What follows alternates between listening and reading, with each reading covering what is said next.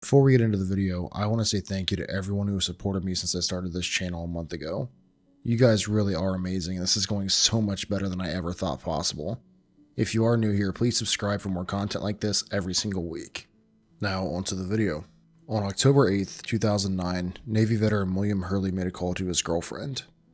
William explained to his girlfriend Claire Mahoney that he had been attending a Boston Bruins game and was exhausted after a long day of work and attending the game that evening.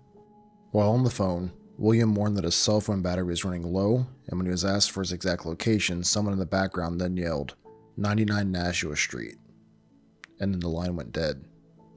Minutes later, Mahoney would arrive at that address, but her boyfriend was nowhere to be found, and he wouldn't be until nearly a week later. 6 days later, his body was found in the Charles River. His cell phone was found smashed nearby, and there would be no more evidence discovered. Hurley's death was eventually ruled an undetermined drowning, and the police stated they found no evidence of foul play. Yet several people close to Hurley, including his girlfriend, have disputed these claims, pointing to the smashed cell phone and injuries indicating blunt force trauma. A toxicology report would also reveal that high levels of GHB would be found in Hurley's system. GHB is also known as the date rape drug. Hurley isn't the first college-age male to die under suspicious circumstances involving drowning.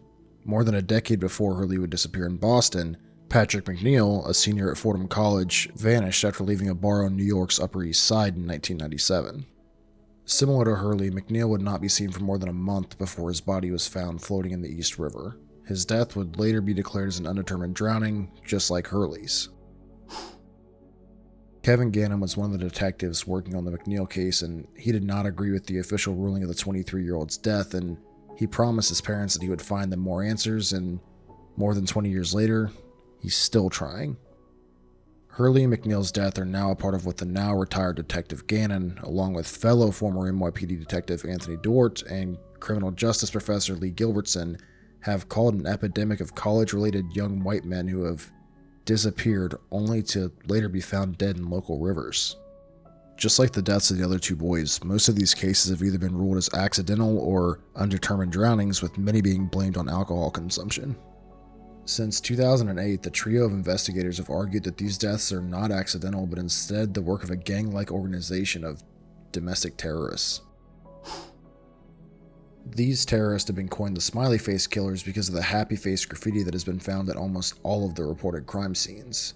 According to the investigators, these men did not drown, but were instead targeted, kidnapped, and murdered by dangerous criminals who remain at large and continue to kill to this day. The detectives believe that the criminals are motivated by jealousy and reflect a coordinated effort to go after men that the killers perceive to be privileged, or, as Gannon characterized, the best of us. Now, I know that might seem outlandish, but the world was met with something similar in the Ed Kemper case. The co-ed killer who stalked the California freeways looking for victims, or even the still unidentified Long Island serial killer who's been dumping the bodies of sex workers on the island's south shore. Early in 2008, when the trio publicly announced the theory of the Smiley Face Killers for the first time, they claimed to have identified more than 40 potential murders that both fit the criteria and were also labeled accidental or undetermined drownings. Since then, they have expanded the criteria and developed additional physical evidence. In doing so, they've expanded their database to the potential victims of the Smiley Face Killers to over 335 people. And these all include instances of suspicious drownings like that of the Hurley case, and they have publicly stated that their evidence now goes well beyond circumstantial. The biggest piece of evidence that the trio has and consistently points to is the decomposition timelines. They were quoted as saying the lack of decomposition on the bodies is inconsistent with the period of time that the victims are missing. One of the trio's cases examined in their special on oxygen included that of Dakota James. Dakota was missing for 40 days but only showed decomposition when found of around 3 days. Also included was the case of Todd Geib, who had been missing for 21 days but only showed decomposition of around 2.5 days. Along with these cases, Gannon also noted that the presence of land insects, lividity patterns, and the lack of bloating with the recovered remains would suggest that the victims died on land and not in the water. Combine that with the presence of GHB being in 99.9% of the cases, the trio firmly believes that the forensic evidence proves that the victims were drugged before they were abducted and then murdered before being placed in the water. While the trio's primary goal is to have these deaths reclassified as a homicide, their second priority is proving the links between these cases. Apart from the similarities in the victim profiles and the circumstances surrounding their disappearances and deaths, they also point to multiple symbols, including the smiley face graffiti that they've located near every crime scene. And as for why these deaths have yet to be labeled as homicides, the trio points to a disconnect between the police and the medical examiners, often noting that each division is often looking to the other for cues on how to proceed. In most cases, the medical examiner says we don't know exactly how he died, so we have to wait for the police to let us know, and the police say the medical examiner isn't calling it a homicide, so we're not going to label it as one. This type of coordination is posing challenges not only at the departmental level, but also at the jurisdictional level, as cases where the victims are found in rivers often require collaboration between states and local agencies.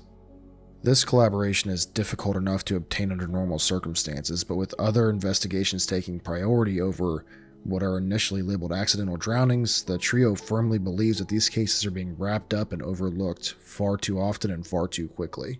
As of 2017, according to the trio, the Smiley Face Killers are still active, and I really want to know your guys' opinion. Is there a link between these cases, or is this all just a very odd coincidence? Be sure to let me know in the comments down below, because for now, for tonight, I think we're going to have to add the Smiley Face Killers to our never-ending, always growing Tales from the Dark.